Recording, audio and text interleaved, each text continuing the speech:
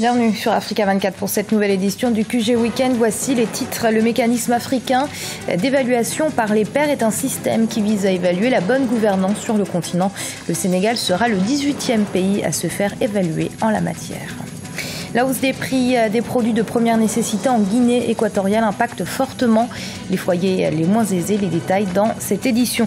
Et puis Afro Basket 2015, toujours les Lions de la Teranga s'arrêtent en demi-finale après avoir été défaits par le Nigeria. L'Angola de son côté s'est imposé face à la Tunisie.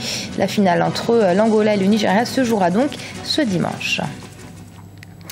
Mais tout d'abord, sachez que la Centrafrique, pays en pleine reconstruction, devrait se doter d'une toute nouvelle constitution ce dimanche. Le vote doit avoir lieu dans la journée.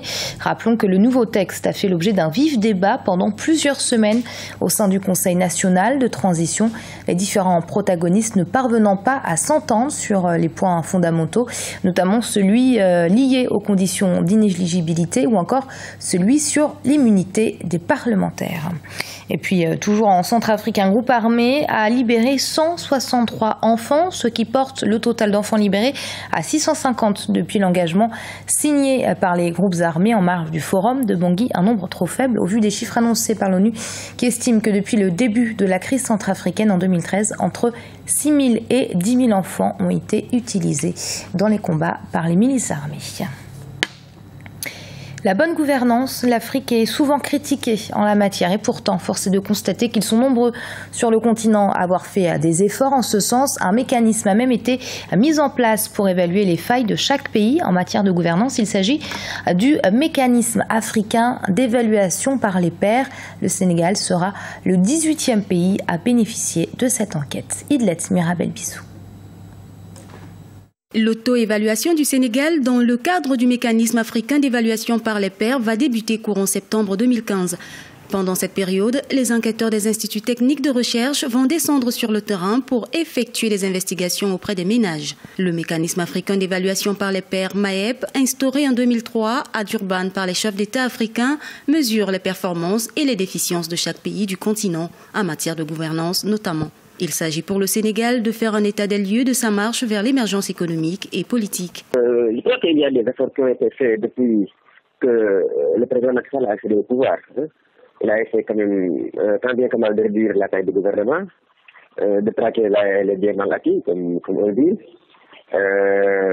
Il a essayé aussi de lutter contre la corruption en mettant donc sur pied des organismes chargés de cela. Je pense à l'OFNAC.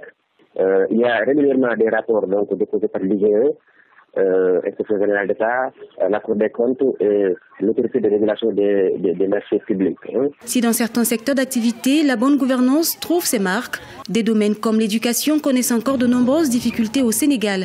Les autorités multiplient les efforts pour satisfaire les acteurs dans un contexte où les revendications à travers des mouvements de grève demeurent. Le problème de la distribution démocratique des ressources, comme l'électricité et l'eau, les populations craignent que chaque jour que à Dakar comme en banlieue et dans les rurales, mais les populations sont des cœurs de nous, pour d'électricité, de garder aussi le temps de l'école, parce que parmi les critères de gouvernance, les critères que les évaluateurs entre guillemets doivent regarder, de prime abord, je crois qu'il y a l'éducation, l'enseignement, mais regarder l'école et l'université, c'est complètement délicat. Les résultats du baccalauréat, les résultats du BFM sont catastrophiques. Les consultations citoyennes menées par la Commission nationale de gouvernance se tiendront dans toutes les régions du Sénégal du 14 au 18 septembre 2015. L'objectif est de terminer l'auto-évaluation d'ici décembre 2015 dans le pays.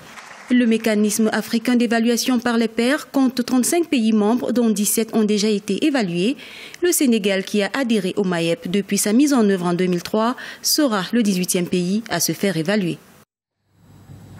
Les populations sud-soudanaises ont fondé beaucoup d'espoir sur le dernier accord de paix paraphé par les deux parties rivales, à savoir le président Salva Kiir et son ancien vice-président Riek Machar. Elles espèrent que cet accord se concrétisera rapidement sur le terrain, puisque, rappelons-le, depuis le début du conflit, pas moins de 7 cessez-le-feu ont été signés. Ils ont tous été violés. Idlet Mirabel Bissou. Au Soudan du Sud, les populations nourrissent l'espoir que le nouvel accord de paix signé le 26 août 2015 par le président Salva Kiir va garantir une paix durable dans le pays. Cet accord de paix a pour objectif de mettre fin au conflit avec les rebelles qui durent depuis 20 mois au Soudan du Sud, un acte qui marque un tournant décisif dans la vie politique du pays. Depuis la signature de cet accord de paix, les populations qui ont vu le pays replonger dans des conflits après l'acquisition de l'indépendance en 2011 souhaitent un retour à la stabilité nationale.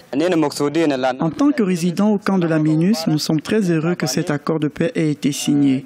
Nous avons beaucoup souffert. Nous voulons que la paix soit une réalité. À l'issue de cet accord, le chef rebelle Riek Machar, rival de longue date du président Salva Kiir, est appelé à devenir premier vice-président du pays. Le dysfonctionnement de la vie politique, sociale et économique a amené plus de 2 millions de personnes sur une population totale de 11 millions d'habitants à fuir leurs maisons pour des camps de réfugiés dans les pays voisins. Ma préoccupation concernant la paix, c'est d'arriver à un changement total, bien vivre, essayer de comprendre l'autre, reconstruire l'image des Sud-Soudanais avec de nouvelles idées, de la réconciliation entre les tribus et soi-même. Les combats ont éclaté dans le pays en décembre 2013 après une lutte pour le pouvoir entre le chef rebelle Riek Machar et le président Salva Kiir. Cet accord de paix fait suite à des mois de négociations qui se sont déroulés en Éthiopie et plusieurs accords de cessez-le-feu rompus. La reconstruction sera une tâche énorme pour le pays qui tente de guérir de plusieurs décennies de guerre civile avec son voisin le Soudan. En Guinée équatoriale, au-delà de la récession économique dans laquelle le pays est plongé depuis 2013, s'ajoute la hausse des prix des produits de première nécessité, une inflation qui impacte de manière considérable le pouvoir d'achat des populations à faible revenu. Reportage de notre correspondant Policarpo et Doumassa. La hausse généralisée des prix des produits de première nécessité touche principalement la population équato-guinéenne à faible revenu. Largement dominée par une agriculture de subsistance, la Guinée équatoriale importe la plupart des produits de base. Depuis 2009, sur les marchés de bataille, les prix des denrées de première nécessité fluctuent. La hausse la plus spectaculaire est enregistrée sur les prix du kilo de poisson, riz, poulet et viande. Les consommateurs de la capitale économique ne manquent pas d'afficher leur frustration par rapport à cette situation. Les boissons coûtent moins cher que les autres produits alimentaires. Les autorités doivent rediscuter les prix avec les sociétés commerciales. Un kilo de poulet ou de poisson congelé coûte 2 000 francs CFA. Une caisse coûte entre 15 000 et 30 000 francs CFA. Les prix des produits de première nécessité ne baissent pas. Tout est cher et nos petites activités économiques ne marchent plus. Les économistes équato-guinéens expliquent la flambée des prix par une insuffisance de la production nationale et la domination du marché local par des sociétés qui imposent leurs prix. La hausse des prix dans nos marchés est due à plusieurs facteurs. Le monopole de certaines sociétés, la forte consommation des denrées. Le pays importe 80% de ses produits alimentaires. Je pense que tous ces facteurs sont à l'origine de l'augmentation des prix. En effet, nous devons produire plus et importer moins. En réponse à cette situation, le gouvernement équato-guinéen avait lancé en 2007 le Plan national de développement économique et social PNDS. La deuxième phase de ce programme engagé en 2013 vise à accélérer la diversification de l'économie. Objectif, faire de la Guinée équatoriale un pays autosuffisant en 2020. Et c'est ce dimanche 30 août que prend fin l'Afro-Basket 2015 à Rades en Tunisie. L'Angola et le Nigeria vont donc s'affronter pour la victoire. En attendant, le classement des meilleures équipes africaines est établi. Parmi les pays ayant créé la surprise, on retrouve le Gabon ou encore le Mozambique. Les détails avec Arwa Barkala. On connaît désormais les équipes finalistes de la compétition de l'Afro-Basket 2015. L'Angola et le Nigeria seront à l'affiche de la finale pour se disputer la Coupe de l'Afro-Basket 2015 sur le parquet de Palais des Sports de Rades ce dimanche 30 août. Lors du match des demi-finales, les Aigles de Carthage n'ont pas pu résister aux impitoyables Palancas Negras qui se sont imposés sur un score serré de 51 à 58. Une victoire méritée pour l'Angola qui a eu la mainmise dès le début avec, on le voyait, une détermination, un engagement et puis un sérieux. Mais un petit score quand même, hein, comme au premier match, dû à la crispation et puis à l'enjeu. La Tunisie ne peut que s'en prendre à elle-même, je crois. Hein, parce que on a vu leur meilleur joueur, l'intérieur, Mechri, prendre des tirs improbables. De leur côté, les Nigérians ont devancé les Sénégalais 79 à 88.